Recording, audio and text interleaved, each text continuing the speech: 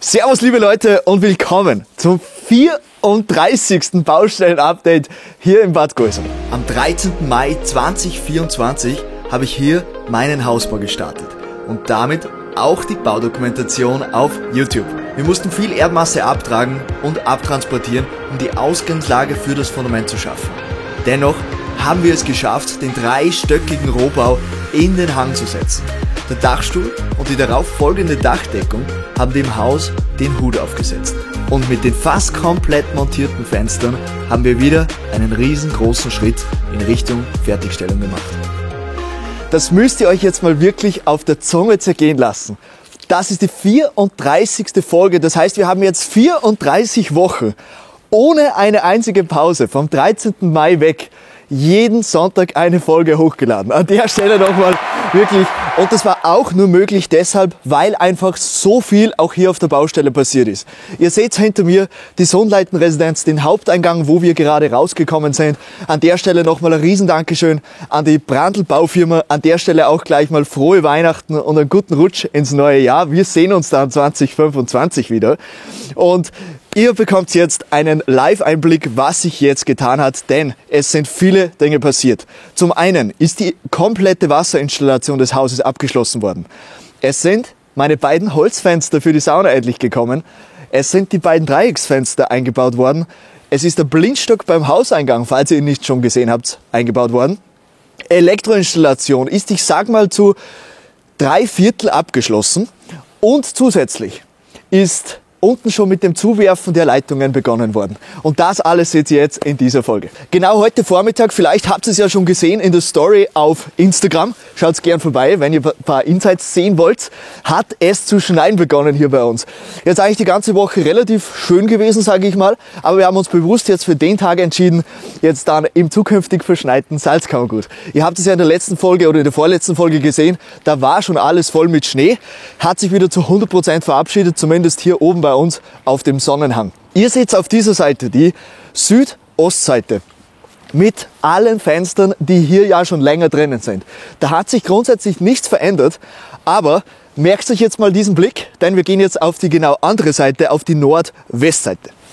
Bereits Anfang der Woche, und zwar am Montag, sind schon die beiden Fenster hier links, die beiden übereinander, geliefert worden. Wie ihr wisst, da ist die Sauna des Badezimmers drinnen und die wurden meinerseits leider ja falsch bestellt. Da habe ich noch immer zwei normale Kunststoff-Alu-Fenster, sage ich mal, wie die anderen, hier in der Garage. Wenn ihr die haben wollt, schreibt mir gerne eine Direktnachricht auf Instagram.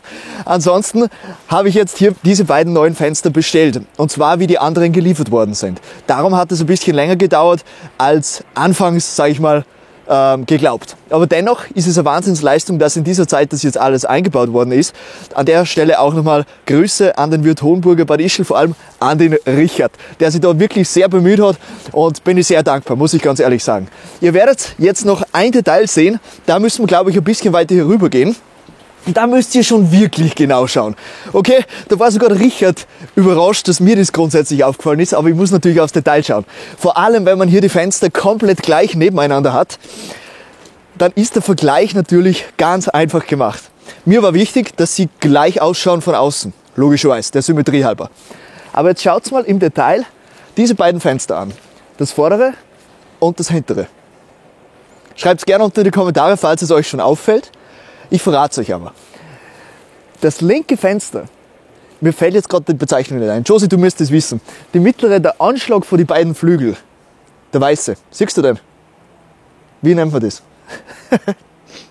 Ich weiß nicht, was du meinst. Da, schau mal hin, die zwei Flügel, links und rechts, und in der Mitte ist das Verbindungsstück, das weiße. Nein, ich schneid's nicht ein. Wo? Nein, schneid's nicht Wie heißt denn das? Ich weiß es. Keine Ahnung. Weißt du das nicht? Ja, Anschlagleisten normalerweise, aber. Anschlagleisten? Ja, aber. Okay, nein. Würde ich jetzt nicht nennen. Nicht? Ich sag einfach in der Mitte beim Anschlag. Okay, Josie hat Anschlagleisten gesagt, darum nehmen wir Anschlagleisten. Könnt ihr uns gern kommentieren in die Kommentare. Wir sind keine Fensterbauer, ich zumindest nicht. Aber ihr seht an der rechten Stelle, da ist die Anschlagleiste quasi leicht nach vorne versetzt und beim Holzfenster an der Stelle ist es bündig mit den beiden Flügeln. Das ist eigentlich der einzige Unterschied, der Rest ist komplett identisch auf den Millimeter. Nur innen sind sie grundsätzlich komplett anders. Und da schauen wir jetzt hin. Also, wir gehen nochmal zum Haupteingang. Ihr habt es ja vielleicht am Anfang schon gesehen. Und zwar den Rahmen. Das ist der sogenannte Blindstock, der dann zukünftig für die Verputzer, sowohl Innenputz als auch Außenputz, eine ganz wichtige Geschichte ist. Da kommt natürlich dann der Rahmen rein für die Hauseingangstür. Das war die Woche auch schon ein großes Thema bezüglich Schließanlage und solche Geschichten. Da wird hier das Schloss herkommen. Da brauchen wir natürlich auch eine Leitung dafür, dass man zukünftig diese Haupteingangstür auch von der Wohnung aus zum Beispiel öffnen könnte, wenn hier jemand läutet und so. Nur, dass man eben die Möglichkeit dazu hat. Wird grundsätzlich bei mir jetzt noch nicht notwendig sein am Anfang, aber es ist natürlich dafür angedacht. Mittlerweile sind auch die Wandlampen im Stiegenhaus gesetzt worden, inklusive den Steckdosen. Also zum Beispiel hier an eurer rechten Seite seht ihr hier 2 Auslässe, das werden 2 Wandlampen. Gehen hier die Leerverrohrungen rüber, gehen hier quasi auf der Fußpette, ist es in der, ich glaube es ist die Fußpette, da entlang, geht dann hier nochmal runter, da kommt auch nochmal ein Schalter und eine Steckdose her, beziehungsweise ich glaube ein Bewegungsmelder. Da oben seht ihr auch nochmal 2 Auslässe, das werden wiederum auch die Wandlampen. Und das da oben soll dann die Pendellampe werden, die dann hier quasi zumindest im ersten Untergeschoss und im Dachgeschossbereich bei diesem Treppenhaus-Areal, sage ich mal, das wirklich ein bisschen vertikal verbinden soll. Bin noch nicht fertig bei der Auswahl. Ich habe es noch nicht fertig entschieden. Ich glaube, das hat auch noch Zeit grundsätzlich. Bin am Überlegen, ob es vielleicht mittig platziere oder hier weiter drüben. Aber ansonsten ist es eigentlich relativ selbsterklärend. Und ich weiß grundsätzlich, was ich möchte. Aber bevor wir jetzt weitergehen, ich würde sagen, wir gehen mal einen halben Stock runter und dann zeige ich euch die Fenster vom Badezimmer. Auch hier drinnen alles grundsätzlich schön aufgeräumt. Das waren die Elektriker extrem fleißig. Radio Soda an der Stelle nochmal, haben sogar nochmal die Baustelle zusammengeräumt. Und hier seht ihr schon einen Haufen Leitungen auf dem Boden, die hier quer durch den gesamten Flurbereich der ersten Untergeschosswohnung laufen. Da kommt wirklich was zusammen und das müsst ihr euch vorstellen. Ich habe nicht mal ein KNX oder Smart Home System. Ihr seht es hier, das sind die Leitungen vom Installateur. Da drüber dann quasi die Leitungen, die Leerverrohrungen für Strom in jeglicher Hinsicht. Und links von mir ist eben hier die vertikale Verbindung nach oben, wo auch der Installateur hier seine Leitungen nach oben führt und dann wohnungsübergreifend quasi alles verbindet. Und ihr seht natürlich auch hier wieder die Schalter, die Steckdosen, alles schon eingeschäumt. Hier 2 Wandlampen, die hier dann herkommen, da kommt mittig das Gemälde her. Und auch hier seht ihr es mittlerweile fertig installiert. Die Leitungen am Boden laufen hier quer durch den Wohn-Ess-Bereich, hier drüben auch ganz spannend. Da sieht man jetzt mal die Situation. Das wird nämlich hier eine grundlegende Installationsfläche sein, wo man die Lichter einschalten kann für den Wohn-Ess-Bereich, aber auch die indirekte Beleuchtung. Dann geht hier nochmal eine Verrohrung rüber, da kommen hier 2 Steckdosen her, aber zusätzlich auch nochmal ein Schalter, also für die Wandbeleuchtung an der Stelle beim TV. Hier auch nochmal 2 Steckdosen, jeweils darüber dann nochmal 2 Wandlampen und hier die Situation mit dem TV. Da hat es auch einen langen Kommentar gegeben.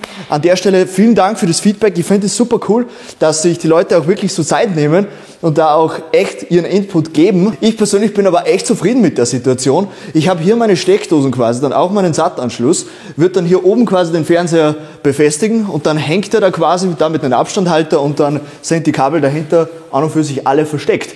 Also das kann ich nicht ganz nachvollziehen, was da quasi das Ziel davon war, denn hier kommt ja auch nochmal eine Vertäfelung hin. Das heißt, das hilft auch nochmal, wenn man etwas verstecken möchte, im Notfall, sage ich mal. Und so wird das hier gelöst. Und vielleicht habt ihr es schon gesehen, das habe ich jetzt im Intro nicht mal angeschnitten. Es sind alle Fensterbänke da. Ich darf euch meine Nero Assoluto, also schwarze Steinfensterbänke, in einer gelederten Optik, also nicht Hochglanz, man spürt quasi ein bisschen eine Struktur und es ist mehr oder weniger matt. Passt also extrem gut zu den Dichtungen vom Fenster. Also wenn ihr hier reinschaut, zum Beispiel zwischen den Sprossen, aber auch hier, schwarze Dichtung. Und die Griffe zum Beispiel sind auch schwarz. Ja, da ist eh nichts schwarz. Das ist quasi die Füllung in Kunststoff, damit sie eben da dazu passt. Aber so wird es sich alles die Hand geben. Und da zusätzlich kommt nochmal eine Altholzverkleidung hin. Das heißt, das Schwarz mit einem wahrscheinlich grauen Altholz, das wird eine richtig feine Kombination und wird sich richtig schön die Hand geben. Und nächste Woche werden wir wahrscheinlich auch schon ein Video bringen, und zwar die angeschnittenen Visualisierungen. Ich will nämlich mit euch das mal teilen. Ich habe zum Beispiel für meinen Teil das in einer tatsächlich kostenlosen Software für mich selbst einfach mal eingerichtet, platziert mit den Originalmaßen vom Plan, die dann mit der Baufirma erarbeitet worden sind, damit ich mir das in Bezug auf Interior und so besser vorstellen kann. Und das machen wir gerne nächste Woche. Dann zeige ich euch am Beispiel der ersten Untergeschosswohnung, also der hier, 92 Quadratmeter insgesamt, zeige ich euch mal die zukünftige Einrichtung. Anders als wie zum Beispiel in der obersten Wohnung und in der untersten Wohnung haben wir hier ja eine weiße Decke, aber ich bin in dem Programm ein bisschen limitiert, sage ich mal. Ich kann nämlich keine Dachschrägen machen und ich kann auch kein Dach machen, weil es eben wie gesagt nur kostenlose Software ist, damit man das einfach visualisieren kann. Aber überraschend gut, weil ich dementsprechend auch viel Zeit investiert habe. Kommen wir aber weiter zu den Installationen. Ihr seht es, was da zusammenkommt. Leute, das ist der Abstellraum slash Speisekammer und Waschraum. Da kommt wirklich einiges raus. Das alles hier für die Kücheninsel. Das hier geht dann wiederum alles zur Küche. Also da ist sowieso Kücheninstallation. Da ist das Wasser. Da ist die Strangentlüftung dafür für die Küche. Da oben nochmal der Anschluss dann für die Küchenzeilenbeleuchtung. Das wiederum Steckdosen. Und so soll das dann am Ende alles funktionieren. Das gleiche auch draußen nochmal, eine Steckdose links und rechts bei der Terrasse. Wir haben ja jetzt Weihnachtszeit, wie ihr wisst, und links und rechts soll da noch eine Steckdose hinkommen, wenn man dann mal eine Weihnachtsbeleuchtung hier beim Geländer anbringen möchte. Das gleiche auch mit Wasser, wenn man hier mal Pflanzen hinstellt, dass man die auch gießen kann. Ich würde es zum Beispiel super cool finden hier in den Wohnungen, wenn sie dann vermietet werden, dass tatsächlich da draußen jeweils pro Wohnung auf die Terrasse ein Weihnachtsbaum hingestellt wird, draußen, damit er wirklich keinen Platz hier drinnen wegnimmt, aber gleichzeitig hat man den Flair. Also ich finde es ziemlich cool. Und wie gesagt, ich bin ja ein riesen Weihnachtsfan. Ich habe den Weihnachtsbaum auch schon aufgestellt. Ich warte dann nicht bis zum 24. Und jetzt gehen wir weiter. Und zwar in das Badezimmer, liebe Leute. Ich darf euch endlich das Fenster zeigen. Ich hoffe, es geht vom Licht. Tada! Mit dem Gegenlicht ein bisschen eine schwierige Situation. Aber, kommt's mal her. Ich hoffe, das kommt irgendwie rüber. Sonst müsst ihr darauf warten, dass wir hier drinnen mal echtes Licht haben. Das ist ein Echtholzfenster und zwar in Tanne. Deswegen ist es auch ein sehr helles Holz und auch wieder mit einem schwarzen Griff an der Stelle. Das wird alles ummantelt dann mit Altholz, denn das wird eine Sauna hier drinnen. Und die Bänke der Sauna sind natürlich auch hell in meinem Fall, werden dann bestenfalls sehr gut hier dazu passen zur Tanne, die eben auch ein sehr helles Holz hat. Wenn man hier mal aufmacht, dann sieht man auch den grundsätzlichen Unterschied vom Aufbau. Ist gut, dass wir vorher reingeschaut haben. Da habt ihr gesehen, da ist da dazwischen alles Kunststoff gewesen, also so braun. Hier in dem Fall habt ihr hier außen die Aluschale in weiß. Die Grundstruktur und der Grundaufbau des Fensters ist in Holz und geht natürlich hier dann auch wieder rüber und ist natürlich auch hier abschließend alles mit Holz. Der einzige Unterschied zwischen einem Kunststofffenster und einem Holzfenster in der Hinsicht, oder wo man es vor allem sieht, ist hier. Ihr seht es, da läuft das hier zum Beispiel so auf Stoß zusammen und bei einem Kunststofffenster ist es normalerweise auf Gärung, das können wir euch gerne nachher einblenden oder jetzt einblenden. Das ist so grundsätzlich das, wo man normalerweise sieht, okay, es ist ein Kunststofffenster und es ist ein Alufenster. Aber ich bin echt sehr zufrieden und wie gesagt, jetzt zieht's nicht mehr im Haus. Die einzige Öffnung ist die Hauseingangstür, die fehlt oder die Baustellentür. Ansonsten ist alles dicht, denn oben ist es auch dicht. Kommen wir aber gleich dazu. Wir drehen uns jetzt aber ein bisschen, denn die Nischen sind auch mittlerweile allesamt in allen Badezimmern eingeschäumt worden, sind quasi bereit dann für den Innenputz, der dann angebracht wird. Das alles, natürlich alle Installationen sind noch offen, heißt, muss alles noch zugeschmissen werden mit Mörtel. Ja, jetzt bin ich auf der Leitung gestanden. Mit Mörtel natürlich. Seht ihr gleich, wenn wir runterschauen in die zweite Untergeschosswohnung, da ist nämlich schon teilweise zugeworfen worden. Ansonsten hier drinnen, es ist sehr ordentlich, es ist zusammengeräumt, die Installationen sind grundsätzlich angebracht, noch keine Leitungen eingezogen, aber die Leerverrohrungen. Da hinten kommt das Steuermodul für die Sauna her, deswegen kommen da so viele Schläuche zusammen. Da kommt so ein Schlauch, der dann gleichzeitig auch nochmal ein Modem, ein Bluetooth-Modem quasi zusammenschließt. Da kommt gleich so ein Notfallschalter her, wenn man den drückt, dann bekomme ich quasi eine Meldung und weiß, okay, oder aufs Handy, was man sich halt wünscht, dann bekomme ich eine Meldung, okay, es ist irgendein Problem und dann weiß ich sofort und weiß Bescheid. Das ist wichtig, denn das sind Standards, die wir bei Saunen zum Beispiel erfüllen müssen. Aber Leute, wir gehen weiter. Wie ihr wisst, hier ist das Schlafzimmer, auch alles fertig installiert. Wir folgen wieder den Leitungen. Hier die Lichtschalter, Steckdosen, die Schaltersituation auch links und rechts vom Bett an der Stelle. Alles fertig. Auch hier wieder, da könnte man den Fernseher hinhängen. Ich werde keinen hinhängen, aber es ist zumindest mal angedacht. Auch hier wieder ein paar Steckdosen, hier wieder Steckdosen und natürlich fein mit den Fensterbänken hier drinnen. Die sind noch richtig schön sauber, frisch montiert. Es ist einfach cool. Ich bin froh, dass ich mich dafür entschieden habe. Leute, wenn ihr zum Beispiel am Überlegen seid, hey, will ich ein Stein Fensterbankerl oder nicht, macht es. Es ist gar nicht zu teuer, also das ist wirklich überschaubar. Ich glaube, ich habe es um die 2000 € oder sowas für alle Fensterbänke hier im Haus bezahlt und ich finde, das ist richtig fair und voll in Ordnung. Also auf jeden Fall reinschauen, muss nicht immer irgendeine Kunststoffgeschichte sein. Da kann man sich ruhig für was Hochwertigeres entscheiden. Wie ihr wisst, gerade beim Fensterbankerl zum Abwischen und so, ist es ja gut, wenn es einfach aus Stein ist. Muss ja nicht direkt Marmor werden. An der Stelle interessiert es sowieso keinen, ob das Marmor ist oder nicht. Gut ausschauen muss es.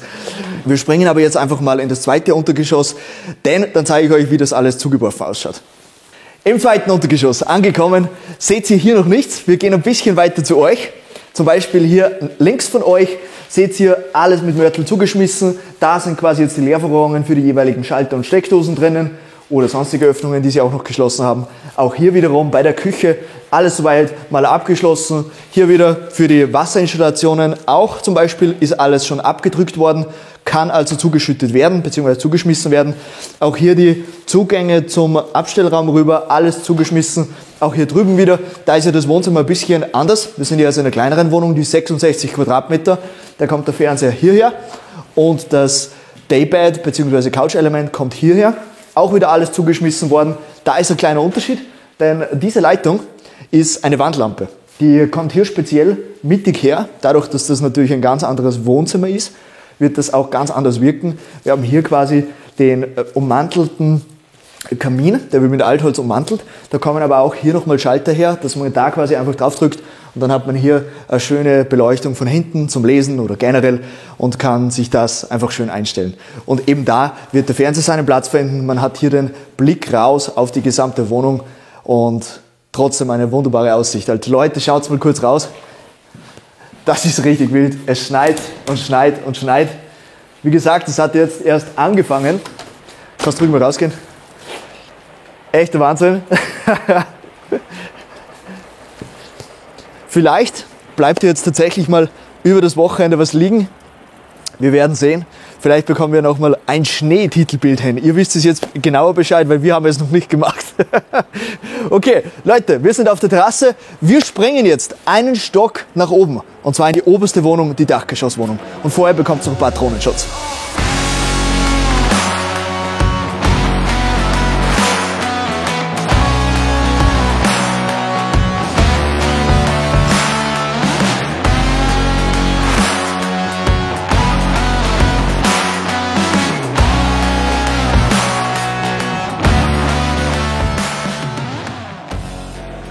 Angekommen in der obersten Wohnung. Wir stehen auf der Terrasse der Penthouse / Dachgeschoss / Erdgeschosswohnung. Wir drehen uns. Na, umdreht. Ja, genau. Geh ruhig um. Nein, genau. Wir zeigen euch jetzt die Front, wie sie ausschaut. Wir bleiben da ganz authentisch da bei uns natürlich, bei den Baustellen-Updates. Über uns, ich darf euch die beiden Dreiecksfenster vorstellen, die jetzt tatsächlich eingebaut wurden. Ihr könnt sie sehen, das ist jetzt eigentlich der krönende Abschluss für dieses ganze Element. Das Einzigartige hier oben mit der Wiederkehr, die hier oben nochmal mit den beiden Fenstern eine wunderschöne in Szene gesetzte Fenstergestaltung bekommen hat. Und darüber, über den 4 Meter Terrassenelement, dann nochmal diese beiden Verglasungen. Ich finde es einfach nur wunderschön. Ihr könnt es auch sehen, innen sind sie weiß, bedeutet, das ist ein fix verschraubter Flügel, damit natürlich die Optik von den beiden genauso ist wie auch hier bei dem Fixelement links. Ist ja auch ein fix verschraubter Flügel und auch bei dem Fixelement rechts, weil das auch ein fix verschraubter Flügel ist. Und das ist natürlich die Drehtür rein in den Wohn-Ess-Bereich. Und genau darüber, wo ihr jetzt die beiden Fixverglasungen seht, kommt darüber nochmal die Schnitzung dann rein. man kann es Ornament nennen oder wie auch immer.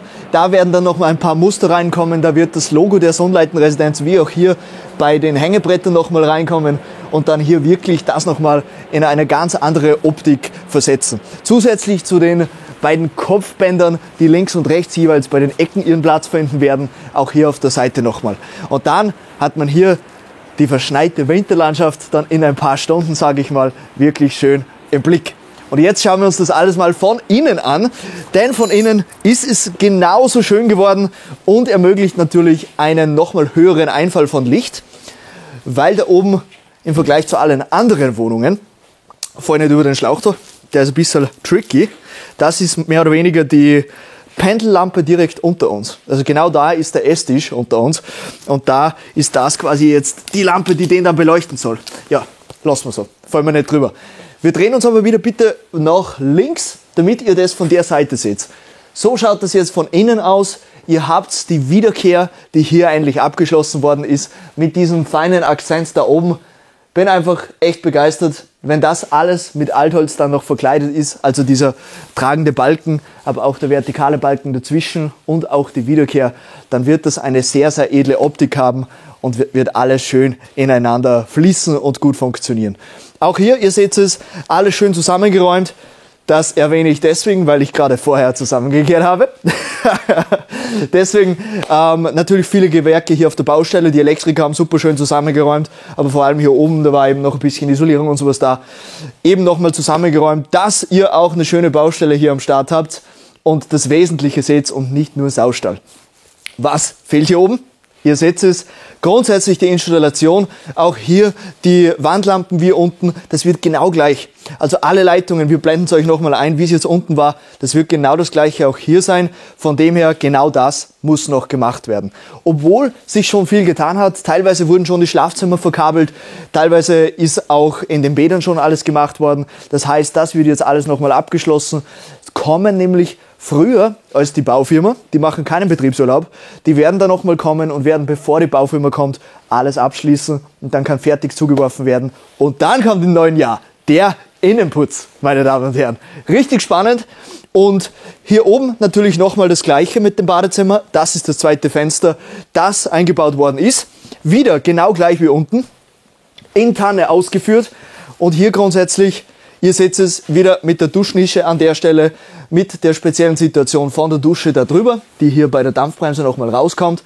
Quasi hier das Element. Ihr seht es, wie angesprochen, Steckdosen sind schon da, auch alles schon drinnen. Und hinter euch eben das Fenster, genau das gleiche wie unten. Richtig, richtig sauber. Super fein, echt. Ich könnte nicht glücklicher sein jetzt mit dem geschlossenen Haus. Ich würde sagen, wir sprengen nochmal vors Haus. Ja, wer weiß, vielleicht werden wir das nächste Mal schon mit der Schneeschaufel und mit der Schneefräsen da stehen und den Schnee beseitigen, weil wir in 5 Meter Schnee drinnen stehen. Wir werden sehen. Auf alle Fälle, liebe Leute, ich wünsche euch frohe Weihnachten im Namen von Castle Media, auch der Josie hinter der Kamera. Macht euch eine schöne Weihnachtszeit, eine schöne Feiertagszeit mit eurer Familie, mit euren Freunden und wir sehen uns natürlich noch, denn wir werden auch in den 3 Wochen, wo jetzt Betriebsurlaub ist, jede Woche am Sonntag ein Video hochladen. Wir haben schon mehrere Ideen. Eins davon wird wahrscheinlich ein Q&A werden, aber nochmal viel geplant. Also, wir werden euch nicht im Stich lassen. Macht es gut und schöne Feiertage.